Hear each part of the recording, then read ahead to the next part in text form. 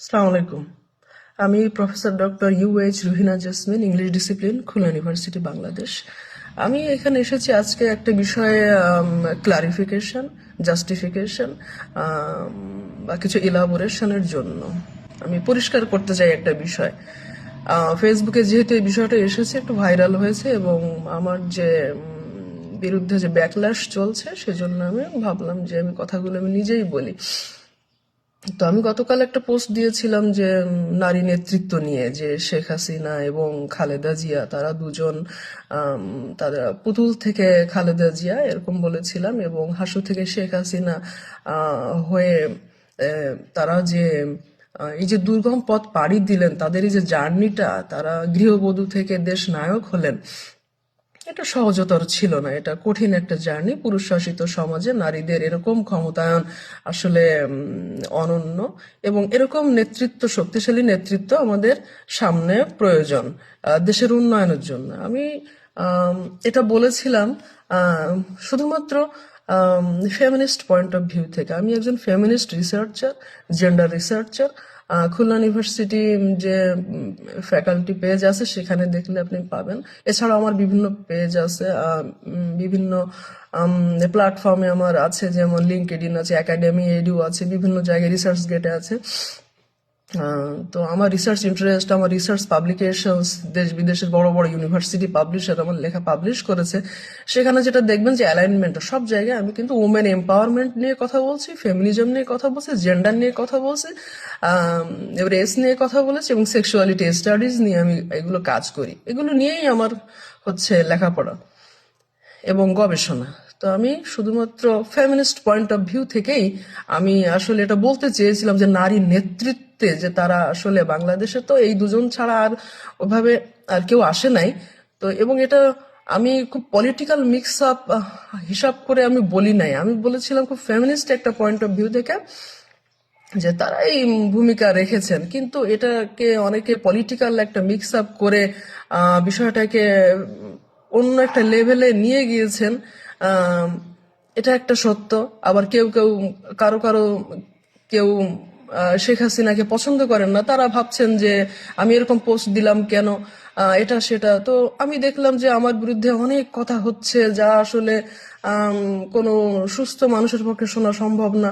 তো আমি পোস্টটা ডিলিট করে দিয়েছি এবং দিয়েছিলাম, এবং আইডিও ডিঅ্যাক্টিভেট করে দিয়েছিলাম। যেভাবে আমার বিরুদ্ধে কথা হচ্ছিল আমি দিয়েছি। যে বিষয়ে পোস্ট শুধুমাত্র নারী নেতৃত্ব এবং উমেন এম্পাওয়ারমেন্ট, যেটা আমার রিসার্চ ছিল সেই কেন্দ্র করে, কিন্তু যেটা অস্বাভাবিক কিছুও না যে এটা ডিসকোর্স অ্যানালিসিস করছে সব পলিটিক্যাল মানে ইনুয়েন্ডো দিয়ে বা পলিটিক্যাল মিক্স আপ করে করা হচ্ছে, যেটা বাংলাদেশে করা হয়ে থাকে। আমি এ বিষয়ে হয়তো যথেষ্ট সজাগ ছিলাম না। আমি ভেবেছি শুধুমাত্র হয়তো ফেমিনিস্ট পয়েন্ট অফ ভিউ থেকেই আমার মতো করে সবাই বিচার করবে, কিন্তু ওই বিষয়ে কেউই বিচার করেনি। সবাই ভাবছে যে, বা বেশিরভাগই ভাবছে যে আমি হয়তো এটা আমি শেখ হাসিনাকে গ্লোরিফাই করার জন্য চেষ্টা করেছি। আমি সেটা করিনি। আমি দুজন নারী নেতৃত্বকে আমি প্রশংসা করেছি, এবং একটা লেভেলে তারা সফল ছিলেন। তারা তো দেশ নায়ক হয়েছেন গৃহবধূ থেকে, এবং একটা পর্যায়ে এসে আপনি বা দেশের আইন কানুন একজনকে কি বলছে না বলছে, ভালো মন্দ, সেটা পরবর্তীতে বা সেটা নিয়েও কথা বলা যেতে পারে। তা আমার উদ্দেশ্য সেটা ছিল না। আমার উদ্দেশ্য ছিল যেটা, সেটা অনেকেই বুঝতে ভুল করছে, বা যার যার জ্ঞানের পরিধি অনুযায়ী বুঝতে আমাকে ভুল করেছে। তারপরেও আমি যদি পাবলিক সেন্টিমেন্টে কোনো আঘাত করে থাকি, কাউকে যদি হার্ট করে থাকি, আম, তো সেজন্য আমি দুঃখ প্রকাশ করছি, এবং আসলেই দুঃখ প্রকাশ করেছি আমি কালকেই। এজন্যই তো পোস্ট আমি ডিলিট করে দিয়েছি। একটা বিষয় দিলাম, সেটা আমি পরবর্তীতে ডিলিট করলাম, মানেই হচ্ছে আমি উইথড্র করছি, আমি যেটা বলেছিলাম বা কিছু। কিন্তু এটা হয়তো অনেকে বুঝতে পারেননি, যে কারণে আমার আজকে আবার এসে এই বিষয়ে কথাগুলো বলতে হচ্ছে। আর হচ্ছে এ বিষয়ে আহ একটু বলতে চাই, সেটা হচ্ছে আমাকে নিয়ে যে ট্রোল করা হচ্ছে ভিডিও টিডিওগুলো দিয়ে, আমার ভিডিও নিয়ে। আমি একজন শিক্ষক, একজন গবেষক, একজন মা, একজন স্ত্রী। তো আমি বিভিন্ন ধরনের ভিডিও আমি তৈরি করতে পারি। বিভিন্ন ধরনের ভিডিও ফেসবুকের রুল মেনে আমি করি। এবং কোথাও বেড়াতে গেলাম, পড়াচ্ছি, রিসার্চ করলাম, পাবলিশ হয়েছে বা কোনো অনুষ্ঠান বা কিছু, আমি এগুলো একটু শেয়ার করি রেগুলারলি ফেসবুকে। আমি রেগুলার বসে আমি শেয়ার করি। আমি একাডেমিক নন একাডেমিক বিভিন্ন পারপাজে ফেসবুকটাকে ইউজ করি।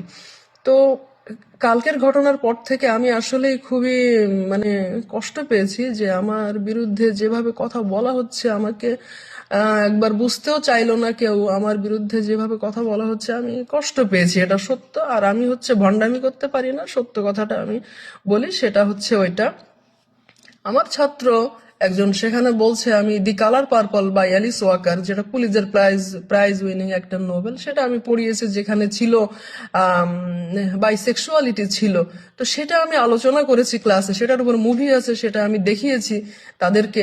কেননা ছাত্ররা তো টেক্সট অত ভালো পড়ে না, তো মুভিটা দেখলে তারা ভালো বুঝতে পারবে। এটা আমি শুধু না, আমাদের অনেক কলিগরাই করে থাকেন, যে নোভেলের উপরে মুভি থাকে বা ড্রামার উপর মুভি থাকে, মুভিটা দেখালে তারা ভালো বুঝতে পারেন। তো সেখানে যদি বিভিন্ন বাইসেক্সুয়াল বিষয় থাকে বা কিছু, সেটা তার এড়িয়ে যেতে পারে। এবং ওই মুভিটাতে আসলে এ ধরনের কিছু ছিল না। এটা যখন এই ডিরেক্টর যখন তৈরি করে দি কালার পার্পল মুভিটা, তখন কিন্তু গ্লোবাল অডিয়েন্সকে মাথায় রেখে ওটা ছিল না।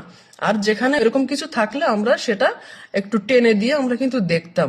তারপরেও কারো কারো ভালো লাগেনি, তারা ক্লাস থেকে চলে গিয়েছে এবং তারা এগুলো নিয়ে কথা বলছে। আমার কারিকুলামে যে নোভেলটা আছে সেইটা আমি পড়াবো, সেটার উপরে আমার অনেকগুলো পাবলিকেশনও আছে, অনেকগুলো পাবলিকেশন আছে। এই নিয়ে আমি খুব ভালো জানি।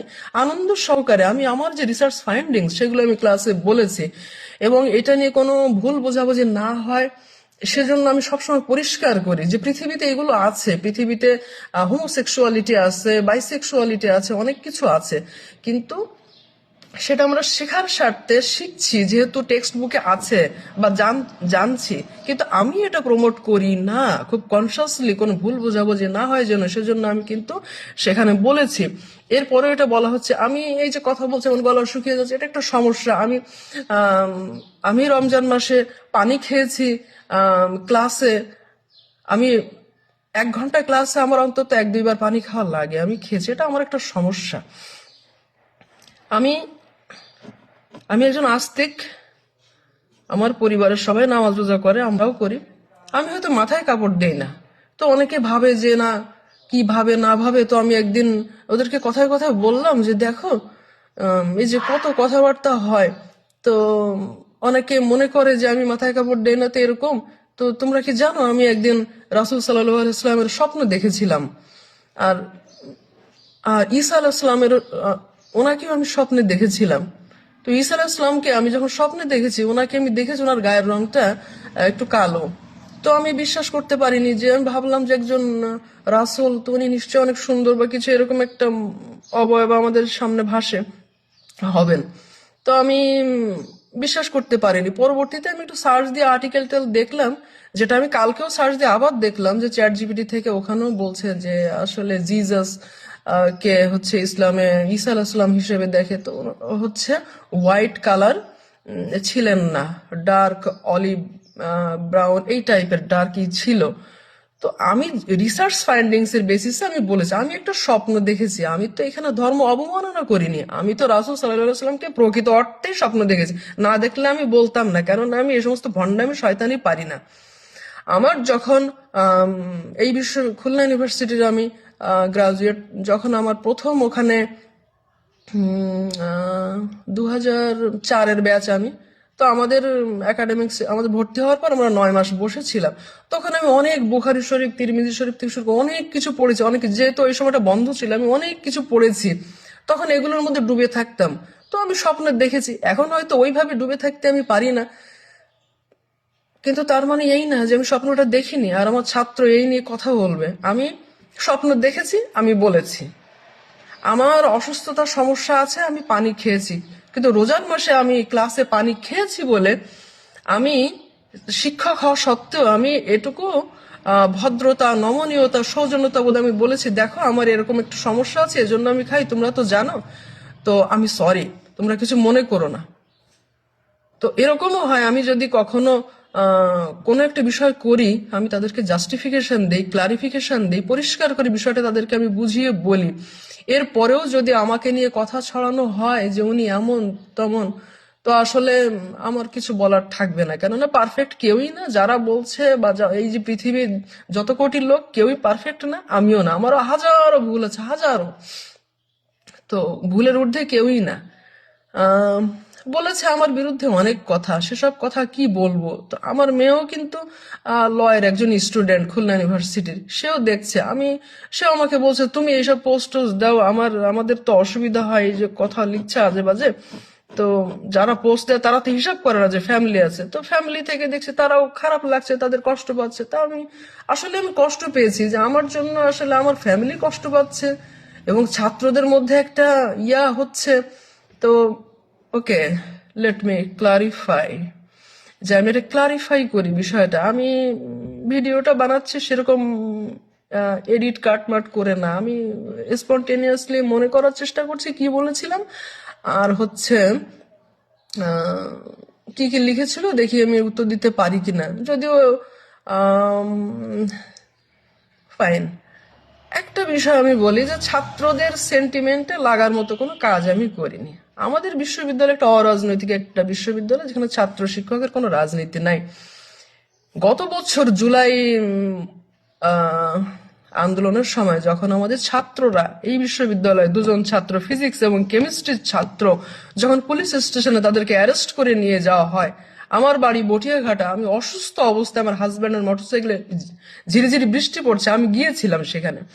এই চিন্তা করে, আমি আওয়ামী লীগ করি, বিএনপি করি, জামাত করি, এরকম কিছুই না।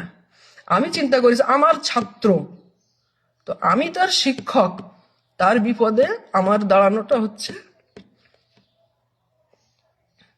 আমার কর্তব্য।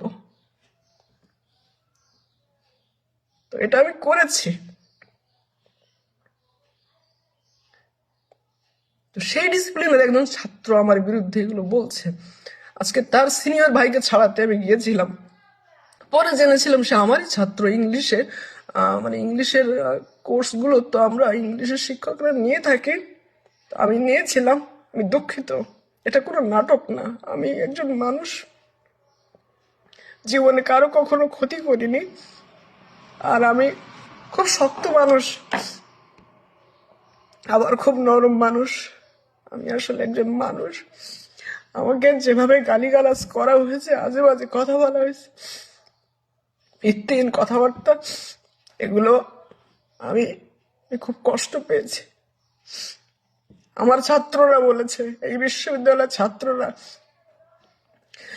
তাদের কখনো উপকার ছাড়া শিক্ষা, গবেষণা, ব্যক্তিগত বিষয়ে আমি উপকার ছাড়া কখনো অপকার করিনি। আমি একজন সম্ভ্রান্ত পরিবারের শিক্ষকের সন্তান, নিজেও একজন শিক্ষক।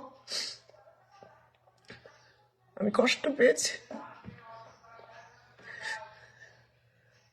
আমি একটা জিনিস বলছে আমার চাকরি কি করে হলো, প্রফেসর কি করে হলাম, আমি বলি আমার বিয়ে হয় 12 বছর 8 মাস 21 দিনে। সেই রাতে আমার বিয়ে হয়, আমার বাল্য বিবাহ হয়। আমি বাসা থেকে সবাইকে বের করে দিছি আমি এই ভিডিওটা বানানোর জন্য। আপনি যদি মনে করেন আমি উইক স্ট্রং আপনার বিষয়, কিন্তু আমি একজন মানুষ, আমি সেটাই বলবো। আমি ভিডিওটা বানাচ্ছি, আমার পিআর এজেন্সি নাই, আমি নিজেই করছি। এটা একটু পরে আপলোড করব। তো তারপর থেকে অনেক সংগ্রাম করে এই পুরুষ শাসিত সমাজে অনেক কষ্ট করে, যদিও অনেকের সহায়তা আছে, আমি এ পর্যন্ত এসেছি।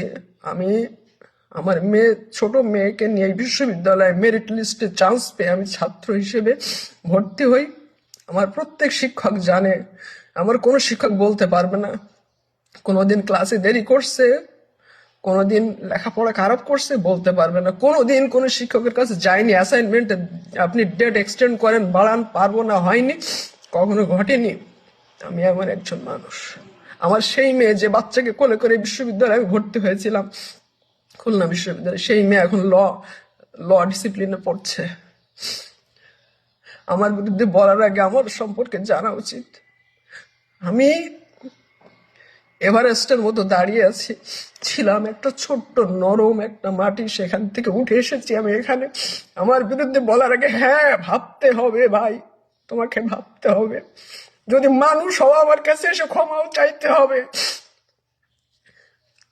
আমি কি করেছি, আমি অনেক কষ্ট করেছি জীবনে,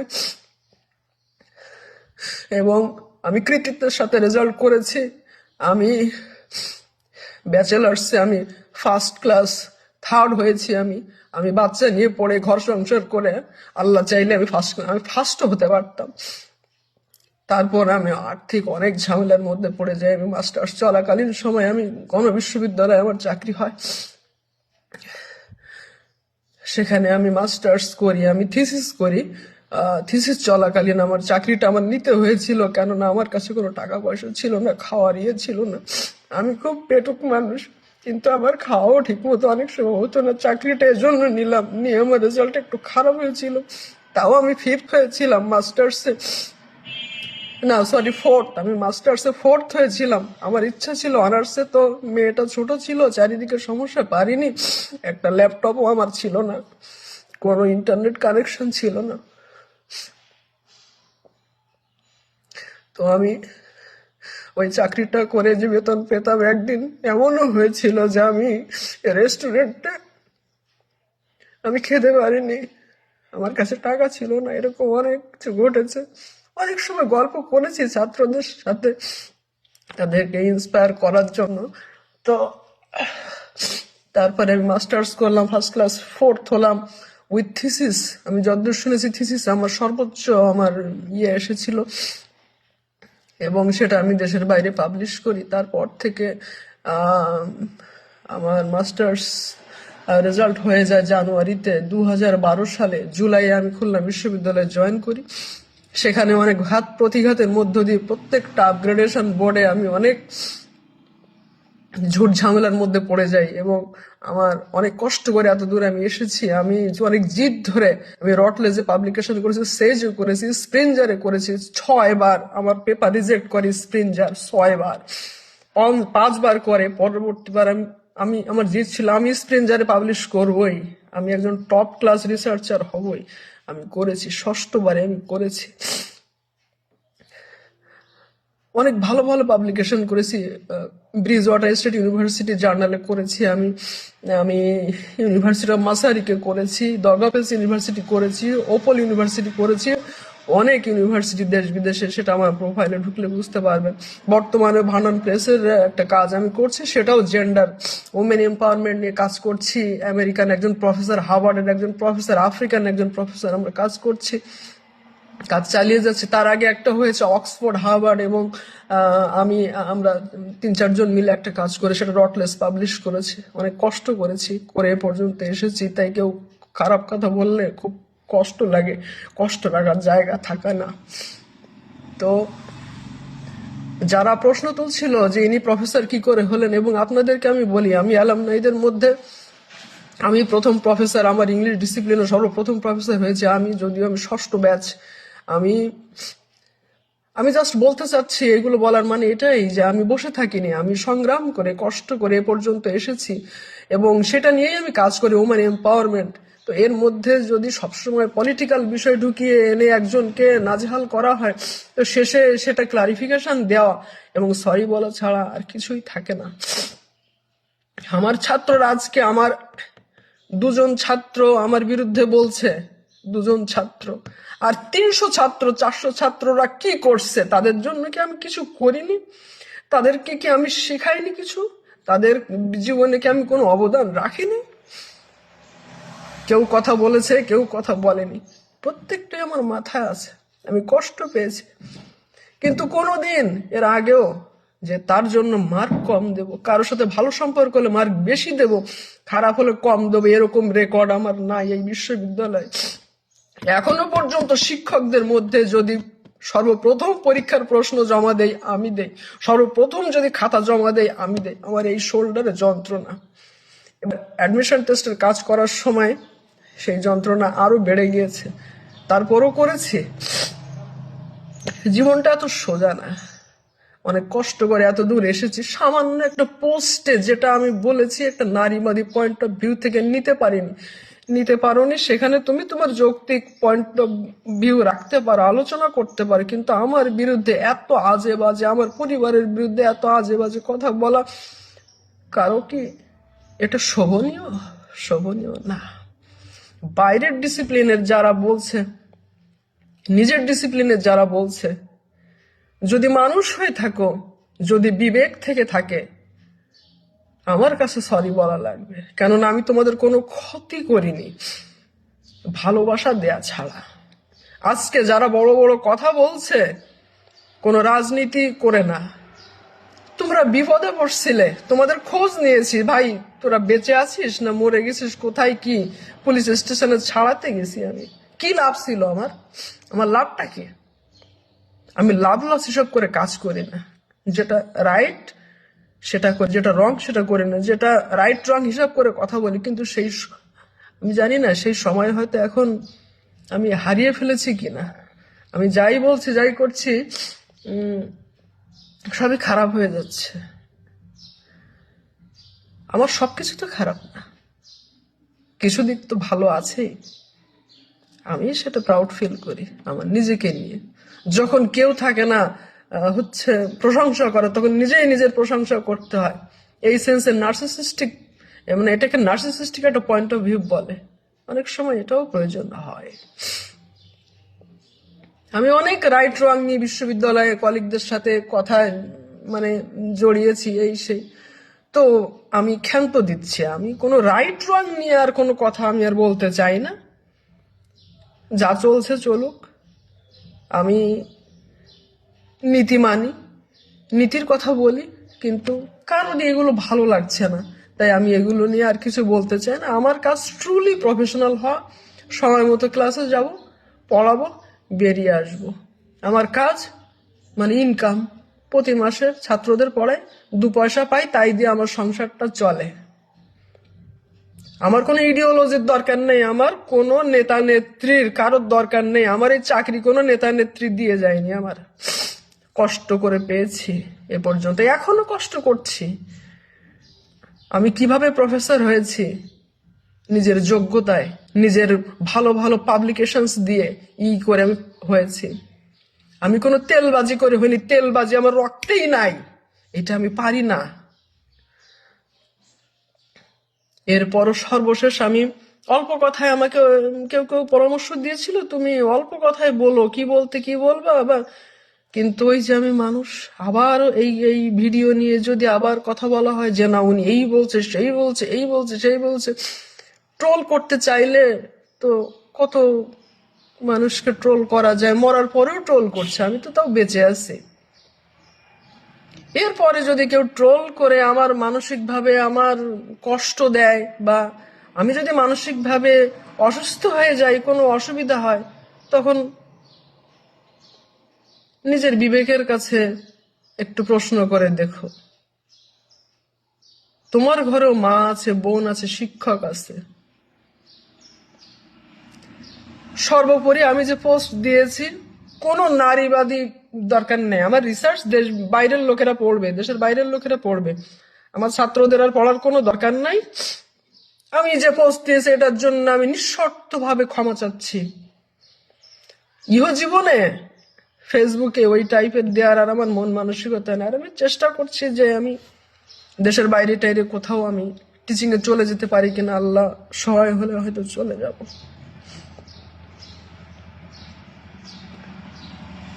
সবাই ভালো থাকবে, সুস্থ থাকবেন। Thank you. আসসালামু আলাইকুম।